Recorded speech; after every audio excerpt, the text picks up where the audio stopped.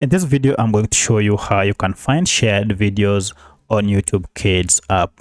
If you find this video helpful, I'll kindly request that you support me by liking the video and also by subscribing to my channel. Alright, let's get into it. So if you had shared any video, or if any person had shared any video with you, it is pretty much simple to find them. All you need to do is to go ahead and tap on your stuff here.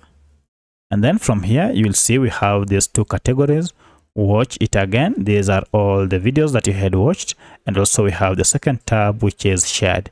If you go ahead and click on shared, you'll see all the videos that have been shared with you listed here. Currently, as you can see, I have nothing that has been shared with me, and therefore this list is empty.